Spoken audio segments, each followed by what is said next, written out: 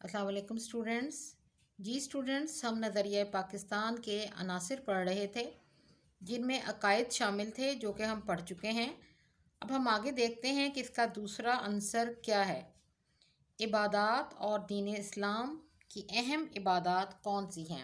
तो इसका दूसरा आंसर है इबादात अरकान इस्लाम में से तौहीद और रिसालत इस्लाम का पहला रुकन है जो कि हम पढ़ चुके हैं, और दूसरा रुकन है नमाज।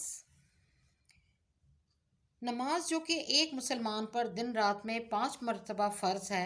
अल्लाह ताला ने कुरान पाक में तकरीबन 700 मरतबा नमाज कायम करने का हुक्म दिया है। अल्लाह ताला कुरान पाक में इरशाद फरमाता है कि नमाज कायम करना इस्लाम को कायम रखने का एक नमूना है।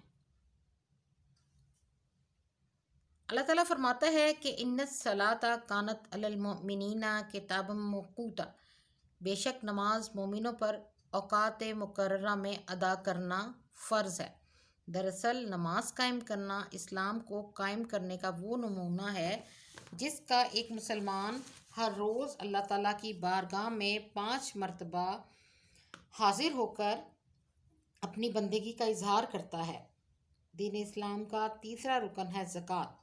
ज़कात के ज़रिए दीन इस्लाम में मुआशरे में उन लोगों की हालत मजबूत और मुस्तहकम की जाती है जो कि माली तौर पर कमज़ोर हो जाते हैं या कमज़ोर होते हैं और अपनी जायज़ ज़रूरतों के लिए सूद का सहारा लेते हैं। इसी तरह ज़कात और सदक़ात के ज़रिए अल्लाह ताला ने मुसलमानों को सूद जैसी लानत से छुटकारा दिलाया, और इस तरह ज़कात की अदायगी से चंद हाथों में दौलत इकट्ठी होने की बजाय गर्दिश करती है और मुआशरा खुशहाल हो जाता है। इसी तरह चौथा रुकन है रोज़ा। तमाम इबादात की तरह रोज़ा भी फ़र्ज़ का बेहतरीन इज़हार है और बंदे और अल्लाह ताला के दरमियान कुर्बत का ज़रिया है, जो कि साल में एक महीना होता है जिसमें मुसलमान रोज़े रखते हैं, ज़कात की अदायगी करते हैं और अल्लाह ताला के साथ अपनी मोहब्बत का इज़हार करते हैं। हज इस्लाम का 5वां रुकन है जो साहिब इस्तिताअत लोग साल ज़िंदगी में एक मरतबा उन पर फ़र्ज़ है। हज के मौके पर अल्लाहुम्मा लब्बैक की पुकार मुसलमानों के इत्तेहाद, भाईचारे, मसावात की ऐसी मिसाल है जो हमें दुनिया में कहीं भी नज़र नहीं आती। यानी वो एक ऐसा इज्तिमा है मुसलमानों का जो कि किसी और मज़हब में हमें नज़र नहीं आता, जो कि हज के मौके पर हमें मक्का में नज़र आता है। इसी तरह दूसरा रुकन है कानून की हुक्मरानी, रूल ऑफ लॉ। कानून की हुक्मरानी इस्लाम के निज़ाम की अहम खूबी है।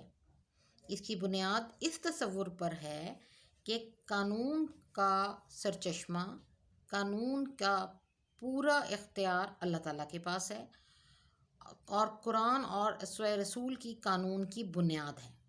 बादशाह हो या ग़ुलाम, जो कानून अल्लाह ताला ने जिस भी चीज़ के लिए बना दिया है उसके लिए वो दोनों बराबर हैं। यूँ भी कहा जा सकता है कि इस्लाम के नफाज में जमहूरियत की रूह मौजूद है। हुक्मरानों को बाहमी मशवरे के ज़रिए फ़ैसलों का पाबंद करके जमहूरियत की मोहर लगा दी गई है, लेकिन शर्त यह है कि वो तमाम फ़ैसले कुरान और सुन्नत की रोशनी में हों और इस बात का पूरा इख्तियार अल्लाह ताला के पास है, जो कि अल्लाह ताला ने जिस मकसद के लिए भी, जिस मसाइल के लिए भी, जिस कानून के लिए भी उसे बनाया है, और अल्लाह ताला ने इंसान को अपना नायब तसव्वुर करके इस दुनिया में भेजा है और एक हद तक उसे इख्तियार दिया है। बाकी तमाम इख्तियार अल्लाह के पास है। उसके बाद है अखुवत और मसावात। इस्लामी मुआशरे में अखुवत और मसावात को ख़ास अहमियत हासिल है। मदीना मुनव्वरा में जब इस्लामी हुकूमत कायम हुई तो इसमें अखुवत और मसावात की मिसालें मिलती हैं। आज भी इस्लामी मुआशरा इसी अखुवत और भाईचारे और मसावात का तकाज़ा करता है। हमें इस बात की ज़रूरत है कि हम उस अखुवत और मसावात का मुज़ाहरा करें जो कि मदीना मुनव्वरा में उस वक्त कायम हुई जब कि इस्लामी रियासत कायम हुई थी, जो मवाख़ात मदीना में हमें नज़र आती है। इस्लाम से पहले असूल की शदीद कमी थी, लोग एक दूसरे की जान के दुश्मन थे, लेकिन मदीने की रियासत के वजूद से नबी पाक सल्लल्लाहु अलैहि वसल्लम ने हकूक़ुल इबाद पर अमल करते हुए यतीमों, बेवाओं, नादारों, गरीबों, ग़ुलामों پر شفقت کرنے کی تلقین کی۔ آپ صلی اللہ علیہ وسلم نے لوگوں کو زندگی بسر کرنے کا ایک ضابطۂ حیات دیا تاکہ لوگ آپس میں محبت سے رہ سکیں، ایک دوسرے کا خیال کریں، ایک دوسرے کا احساس کریں، اور اس سے معاشرے میں بھائی چارے اور مساوات کی فضا قائم ہوئی۔ آپ صلی اللہ علیہ وسلم نے زکوٰۃ اور خیرات کے نظام کو وضع کیا اور سود کو حرام قرار دیا، یعنی زکوٰۃ کے ذریعے معاشرے میں استحکام ہوا، لوگوں کی پریشانیاں دور ہوئیں اور لوگ جو ہیں وہ خوشحال ہوئے، کیونکہ اسلام میں دوسروں کے استحصال اور لوٹ کھسوٹ کی کوئی بھی گنجائش نہیں ہے۔ اخوت ہمیں اس بات کا سبق دیتی ہے کہ ہم آپس میں ایک دوسرے سے پیار محبت سے رہیں، برادرانہ تعلقات قائم رکھیں تاکہ کسی کے حقوق چھینے نہ جا سکیں، اور نہ ہی کوئی کمزور پر ظلم کریں، یعنی ظلم کرتے وقت ایسا نہ ہو کہ کوئی کسی دوسرے پر ظلم کرے، اس کے حقوق کو چھین لے۔ نبی پاک صلی اللہ علیہ وسلم کا ارشاد ہے کہ ایک مسلمان دوسرے مسلمان کا بھائی ہے، وہ نہ تو اس کے ساتھ دھوکہ کرتا ہے اور اس کے ساتھ خیانت نہیں کرتا اور اس کی غیبت نہیں کرتا۔ آپ صلی اللہ علیہ وسلم نے کینہ، حسد سے باز رہنے کا حکم دیا ہے، لہذا ہم تمام مسلمانوں کو چاہیے کہ اتفاق سے رہیں، ایک دوسرے کی مدد کریں، ایک دوسرے کے دکھ درد میں شریک ہوں اور ایک دوسرے کی تکلیف کا احساس کریں۔ اسلامی معاشرے میں جہاں اخوت بھائی چارے کو مقام حاصل ہے، وہاں مساوات پر بھی زور دیا گیا ہے۔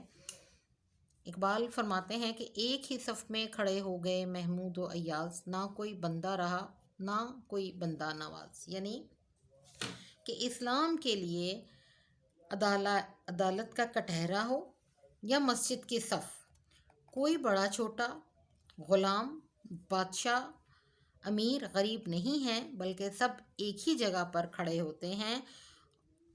اسی طرح اسلام میں اونچ نیچ کا کوئی تصور نہیں ہے۔ اسلام نے ایسے معاشرے کی بنیاد رکھی ہے جس میں غریب امیر سب ایک جیسے ہیں، کسی کو کسی پر برتری حاصل نہیں ہے۔ نبی پاک صلی اللہ علیہ وسلم نے اس حقیقت کو اپنے آخری خطبے میں یوں فرمایا ہے: اے لوگو، بے شک تمہارا رب ایک ہے اور تمہارا باپ بھی ایک، یعنی حضرت آدم علیہ السلام۔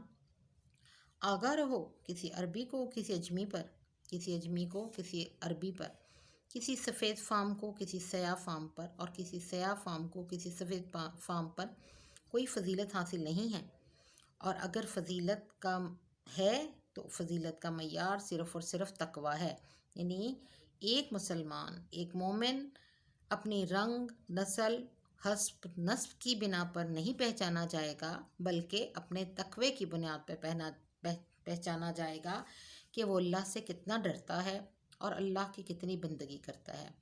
اسلام تو نام ہی مساوات کا ہے۔ اللہ کے نزدیک کوئی شخص برتر نہیں، اگر کوئی بڑا ہے تو اچھے اعمال کی بنا پر بڑا ہو سکتا ہے۔ آپ یہ دیکھ لیں کہ مسجد میں کوئی شخص افضل نہیں ہے، سب ایک امام کے پیچھے کھڑے ہوتے ہیں اور نماز ادا کرتے ہیں۔ اللہ کے حضور کسی کو کوئی برتری حاصل نہیں ہے۔ اللہ تعالیٰ نے مساوات انسانی کا درس دیتے ہوئے سورہ حجرات میں یوں ارشاد فرمایا ہے: لوگو، ہم نے تم کو ایک مرد اور ایک عورت سے پیدا کیا اور تمہاری قومیں اور قبیلے بنائے تاکہ تم ایک دوسرے کو شناخت کرو، اور اللہ کے نزدیک تم میں زیادہ عزت والا وہی ہے جو زیادہ پرہیزگار ہے۔ یعنی اللہ تعالیٰ نے اگر قومیں اور قبیلے بنائے ہیں تو وہ صرف شناخت کی خاطر بنائے ہیں، کسی کی برتری کے لیے نہیں بنائے ہیں، اور اگر کوئی زیادہ عزت والا ہے، پرہیزگار ہے، تو وہ اپنی عبادت اور بندگی کے لحاظ سے ہے۔ اس کے بعد ہے عدل اور انصاف۔ عدل کے معنی ہیں برابری کے، ایک ساتھ نہ، اور انصاف کا مطلب ہے کسی کے ساتھ زیادتی نہ کرنا، ظلم نہ کرنا۔ عدل اور انصاف کے بغیر کوئی بھی معاشرہ ترقی نہیں کر سکتا، لہٰذا عدل اور انصاف کا تقاضا ہے کہ معاشرے میں ہر کسی کو اس کا حق ملے۔ جہاں انصاف پر مبنی معاشرہ ہوگا، وہاں معاشرے کی دوسری خرابیاں بھی خود بخود ٹھیک ہو جائیں گی، کیونکہ جب کوئی کسی کا حق غصب نہیں کرے گا، کسی کے ساتھ ظلم نہیں کرے گا، کسی کے ساتھ زیادتی نہیں کرے گا، سزا کا خوف اسے بے ایمانی نہیں کرنے دے گا، نا انصافی نہیں کرنے دے گا، تو معاشرے میں بہت سی برائیاں، بہت سی خرابیاں خود بخود ٹھیک ہو جائیں گی۔ اسلام سے پہلے اس قسم کی بے ایمانی اور طاقتور کو سزا نہ دینا جبکہ کمزور کو سزا دینا عام تھا، لیکن اسلام کے بعد عدل و انصاف کا ایسا چرچا ہوا کہ معاشرے میں عدل و انصاف کی فضا قائم ہو گئی۔ غلام ہو یا کوئی عورت، یتیم ہو یا کوئی امیر، تمام لوگ معاشرے میں برابر تھے اور مسلمان معاشرے میں انصاف ایک اہم ضرورت بن گیا۔ عدل و انصاف کی ضرورت زندگی کے ہر شعبے میں ہے۔ عدل و انصاف کے نفاذ کو ممکن بنانا عدالتی نظام کی ذمہ داری ہے۔ اسی مقصد کے لیے عدالتوں کا آزاد ہونا بہت ضروری ہے۔ جج صاحبان پر کسی بھی قسم کا سیاسی دباؤ نہیں ہونا چاہیے تاکہ قانون کا اطلاق سب پر یکساں ہو۔ اگر کوئی جرم کرے، چاہے وہ کوئی بھی ہو، اس کا احتساب برابر کیا جائے۔ کوئی امیر ہو یا غریب، سزا سب کے لیے ایک ہو، جرم کے مطابق ہو۔ نبی پاک صلی اللہ علیہ وسلم کا فرمان ہے کہ جو قوم عدل و انصاف کو ترک کر دیتی ہے، یعنی جو قوم عدل و انصاف کو چھوڑ دیتی ہے، تباہی اور بربادی اس کا مقدر بن جاتی ہے۔ نبی پاک صلی اللہ علیہ وسلم نے عدل و انصاف کی بہت سی مثالیں چھوڑی ہیں جو دنیا کے لیے، ہم سب کے لیے نمونہ ہیں۔ ایک مرتبہ قبیلہ بنو مخزوم کی عورت نے چوری کی۔ آپ صلی اللہ علیہ وسلم سے سفارش کروائی گئی تو آپ نے فرمایا کہ تم سے پہلی قومیں اسی لیے تباہ و برباد ہو گئیں کہ ان میں جب کوئی بڑا آدمی جرم کرتا تھا تو اسے سزا نہیں دی جاتی تھی، اور اگر کوئی چھوٹا آدمی جرم کرتا تو اس پر حد لاگو کر دی جاتی تھی۔ خدا کی قسم، اگر فاطمہ بنت محمد صلی اللہ علیہ وسلم بھی چوری کرتی تو میں اس کا بھی ہاتھ کاٹ دیتا۔ عدل و انصاف کی اہمیت سے انکار نہیں کیا جا سکتا، کیونکہ کسی بھی معاشرے میں قانون کی بالادستی سے معاشرہ دن دگنی اور رات چگنی ترقی کرتا ہے۔